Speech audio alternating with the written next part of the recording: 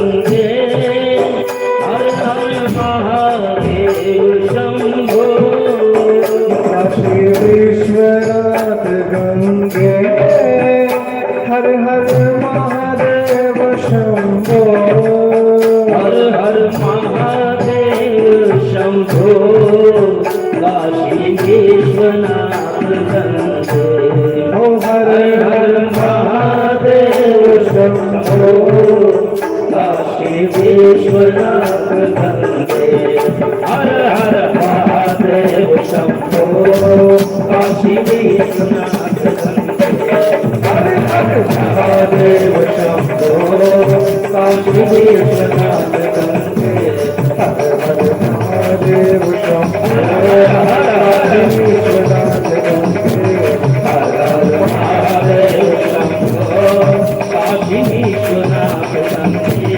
हर हर महादेव शंभो काशी विश्वनाथ गंगे काशी विश्वनाथ गंगे हर हर महादेव शंभो काशी विश्वनाथ गंगे हर हर महादेव शंभो भगवान की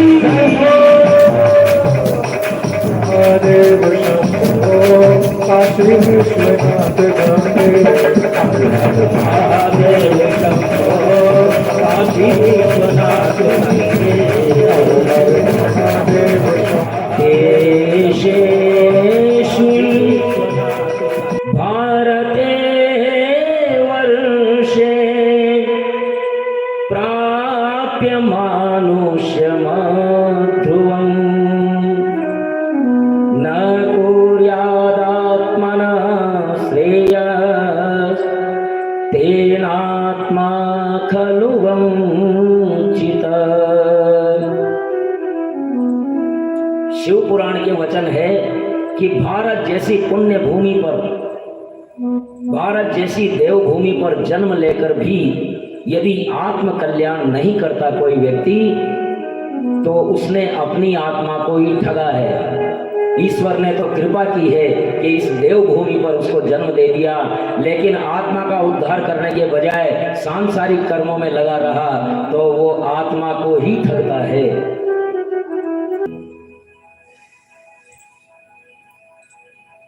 आदमी पुण्य करेगा तो स्वर्ग में जाएगा, पुण्य जब क्षय होंगे तो पुनः इस धराधाम पर आएगा। व्यक्ति पाप करेगा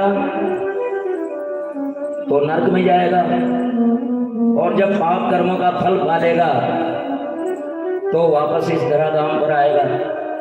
तो सोनकादिक ऋषियों ने पूछा कि भगवान ये क्या बात है, आदमी पुण्य करे या पाप करे आना उसको इस संसार में है। और आपने बहुत सारे नरकों का वर्णन किया पहले, तो इस संसार में आने का जाने का तो किसी भी रास्ते से चला जाता है, कहीं एक्सीडेंट में हो गया, कहीं कुछ कर लिया, कहीं कुछ कर लिया, कैसे भी मर गया। मरने के कितने साधन है, लेकिन आने का तो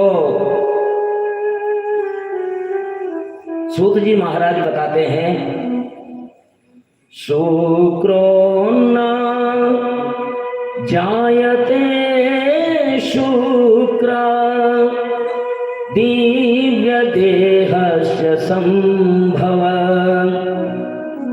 ऋतु काले सदा यदा शुक्रं निर्दोषं योनि संस्थितम्। स्वर्ग से आने वाला प्राणी अपने कर्मों के अनुसार अपने पिता के तेज में सवार होता है, शरीर में, हृदय में, और शुक्र के द्वारा माता के उदर में प्रवेश करता है कर्मों के अनुसार। ये माता पिता के कर्म तय करते हैं कि उनके यहाँ स्वर्ग से आने वाला प्राणी आएगा या नरक से आने वाला प्राणी आएगा। अगर हमारे कर्म अत्रि और अनसुईया के जैसे हैं, ध्यान देना, शिव पुराण हर चीज सिखाता है। कोई चीज ऐसी नहीं है जो हमारे शास्त्र नहीं सिखाते, लेकिन सिखाते सिखाते भी नहीं माने तो मर्जी आपकी। ध्यान देना, अत्रि और अनसुईया के कर्म अगर हमारे दंपतियों के हैं तो त्रिदेव को भी वहां जन्म लेना पड़ेगा। और अगर दीति जैसे कर्म हैं, कश्यप का तो नाम नहीं ले सकते, वो तो देवताओं और राक्षसों दोनों के ही पिता हैं, और उन्होंने तो अपने पति धर्म का पालन किया था। लेकिन दीति जैसा अगर कर्म होगा, मूर्त दोष हो जाएगा, तो फिर हिरण्याक्ष और हिरण्यकश्यपु ही होने। तो इसलिए हमारे जो धार्मिक शास्त्र हैं वो पूरे पूरे प्रशिक्षण देते हैं दंपति को कि किस प्रकार से। यहाँ ब्रह्मा जी कहते हैं कर्दम ऋषि को कि जाओ सृष्टि पैदा करो, और वो तपस्या करने लगते हैं कि पत्नी चाहिए लेकिन सुलक्षणा चाहिए, ऐसी वैसी नहीं चाहिए, सुलक्षणा चाहिए, सुशीला चाहिए, अच्छे संस्कार वाला पुत्र पैदा हो, मेरी साधना में कहीं बाधा न बन जाए, ऐसी पत्नी नहीं चाहिए। ऐसी पत्नी चाहिए जो मेरी साधना को और प्रेरित करे, ऐसी पत्नी चाहिए। ये संस्कार भारत के ग्रंथ देते हैं, भारत के शास्त्र देते हैं। तो हमारे दंपतियों को संस्कारित जीवन जीना चाहिए, अच्छे ग्रंथों को सुनना चाहिए, अपने आचरण शुद्ध रखना चाहिए, और शुद्ध आचरण रहेंगे तो स्वर्ग से आने वाला प्राणी हमारे यहाँ आएगा। तो अपने कर्मों के अनुसार पिता के हृदय में आता है प्राणी, और शुक्र के द्वारा माता के उदर में प्रविष्ट होता है। शुक्र और रज एक में होकर के एक दिन में कलल नाम संज्ञा होती है। 5 रात्रि में बुदबुद, 7 रात्रि में मांसपेशी, गर्दन, सिर, दोनों कंधे, पीठ, वक्ष आदि उसके वर्गीकृत हो जाते हैं। 3 माह में 10 इंद्रियों के छिद्र बन जाते हैं। अंग प्रत्यंग संपूर्ण परिपक्व सतिष्ठति, उदरे मातुरा छन्नो जरायो मुनिसत्तम। 6 माह में उसको स्मृति आने लगती है, याद आने लगती है। ओहो, 100 जन्मों की याद गर्भ में गर्भस्थ शिशु को। 6 महीने का जब गर्भ होता है उसको 100 साल की याद आती है, 100 जन्मों की, किस तरह से उसने हर जन्म में क्या किया क्या नहीं किया, स्मृति प्राप्त होती है तो घबरा जाता है। वो पूर्व में किए हुए कर्मों को जानता है।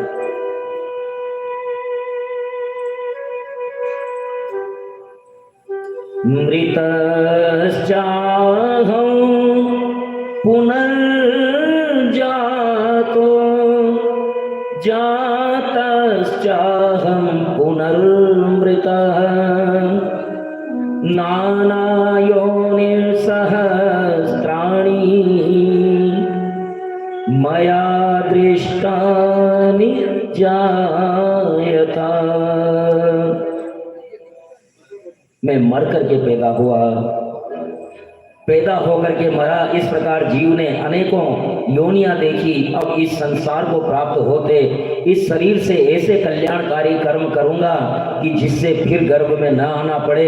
गर्भ में पड़ा जीव संसार से, कर्म बंधन से मोक्ष का मार्ग शिव ज्ञान से अन्वेषण की प्रतीक्षा करता है। जिस प्रकार पर्वत से दबा कोई पुरुष हो, वैसे ही वो जेर से लिपटा जीव दुख से स्थित रहता है। बदबूदार गर्भ के जल मलमूत्र के गर्भ में कृमि और कीटों के द्वारा वो खाया जाता है, काटने से पीड़ित होता है। व्याकुल होकर के गर्भ में डालने वाले शिव से कहता है, प्रभु बाहर कब निकालोगे, हे प्रभु बाहर कब निकालोगे। किंतु फिर उसे स्मरण होता है कि हर जन्म में मैं यही प्रार्थना करता हूँ कि प्रभु अब की बार अगर मैं बाहर निकला तो आपका भजन करूँगा, आपको कभी नहीं भूलूंगा। लेकिन जैसे ही बाहर निकलता हूँ माया मुझे मोह लेती है और मैं फिर से भूल जाता हूँ। इसलिए मैं इस गर्भ में बहुत दुर्गंध में हूँ, कीड़े मुझे काट रहे हैं, लेकिन कोई बात नहीं, यहाँ मुझे आपका ज्ञान तो है, मैं जानता हूँ कि आप ही हैं सब कुछ। तो मैं, हे प्रभु, बड़ा दुखी हूँ मैं, लेकिन मैं यहाँ से नहीं निकलना चाहता। और बड़ी आर्त स्वर में भगवान की प्रार्थना करता है, विश्वेश्वरा दया कीजिए, जगदीश्वरा दया कीजिए, विश्वेश्वरा दया कीजिए, जगदीश्वरा दया कीजिए।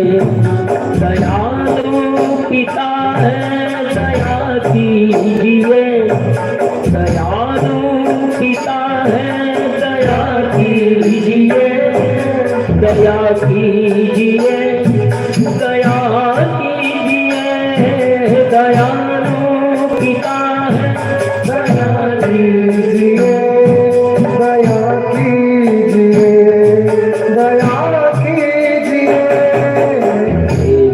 ईश्वरा दया कीजिए, जगदीश्वरा दया कीजिए, विश्वेश्वरा दया कीजिए, दया कीजिए, दया कीजिए।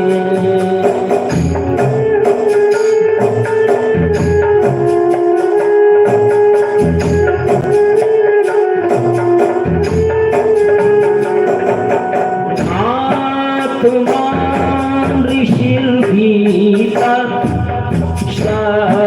सप्तवर्षि कृतांजलि, आत्मान ऋषिर्भीता सप्तवर्षि कृतांजलि, सुविततं विप्लवया वाचायेन प्रेरित, विश्वेश्वरा दया कीजिए, दया कीजिए, दया कीजिए, विश्वेश्वरा दया कीजिए, जगदीश्वरा दया कीजिए, विश्वेश्वरा दया कीजिए, जगदीश्वरा दया कीजिए। हे प्रभु, मैं बड़ा दुखी हूँ गर्भ में। हे प्रभु, यहाँ दुर्गंध से मैं अटा पड़ा हूँ, कीट कृमि मुझे काटते हैं, लेकिन प्रभु मैं बहुत दुखी हूँ। लेकिन मैं जानता हूँ कि जैसे ही मैं बाहर निकलूँगा और ये आपकी माया मुझे मोह लेगी और मैं फिर से पाप क्रम में लग जाऊँगा। इसलिए प्रभु, हे दयालु, दयालु पिता है दया कीजिए, दया कीजिए, दयालु पिता है दया कीजिए, दया कीजिए, दया कीजिए, दयालु पिता दया कीजिए, दया कीजिए, दया कीजिए, विश्वेश्वरा दया कीजिए, जगदीश्वरा दया कीजिए, विश्वेश्वरा दया कीजिए, जगदीश्वरा दया कीजिए। हे प्रभु, अनर्थों का सागर ये संसार है, अनर्थों का सागर ये संसार है। प्रभु पड़ा तेरी माया के जंजाल में, पड़ा तेरी माया के जंजाल में। देखो जरा हूँ मैं किस हाल में, पड़ा तेरी माया के जंजाल में। देखो जरा हूँ मैं किस हाल में। अनर्थों का सागर ये संसार है, अनर्थों का सागर ये संसार है। अमरता का अमृत पिला दीजिए, अमरता का अमृत पिला दीजिए। गंगाधरा दया कीजिए, गंगाधरा दया कीजिए। हे शंभवा दया कीजिए, गंगाधरा दया कीजिए। जगदीश्वरा दया कीजिए, दया कीजिए। जगदीश्वरा दया कीजिए, दया कीजिए, दया कीजिए, दया कीजिए, दया कीजिए। अंत तो गत्वा प्रसूति वायु द्वारा धकेला गया जीव बड़े कष्ट से बाहर आता है, और बाहर आते ही और शिव की माया से पुनः वो भूल जाता है कहाँ कहाँ मैं कहाँ आ गया। ये उसका ज्ञान नष्ट हो जाता है। शमशान में, गर्भ में जो ज्ञान होता है वो यदि स्थायी हो जाए तो हर किसी का कल्याण हो सकता है। अब गर्भवास का वर्णन सुना? कितने लोगों ने सुना? बहुत से लोगों ने नहीं सुना। यही तो समस्या होती है ना, जो सुनने की चीज है ना वो सुनने में नहीं आती। गर्भवास का वर्णन सुन करके जीव किस प्रकार से अपने पापों के प्रायश्चित करता है। हे प्रभु, यदि मैं बाहर निकला तो आपको नहीं भूलूंगा। हे प्रभु, 100 जन्मों से मैं आपसे यही प्रतिज्ञा करता रहा हूं गर्भ में। अब मैं निकला तो मैं आपको भूल लूंगा, आपको भूलूंगा नहीं। लेकिन जैसे ही मैं बाहर निकलता हूँ आपको भूल जाता हूँ। इसलिए प्रभु, मैं गर्भ में ही ठीक हूँ, लेकिन उसके कहने से क्या होता है?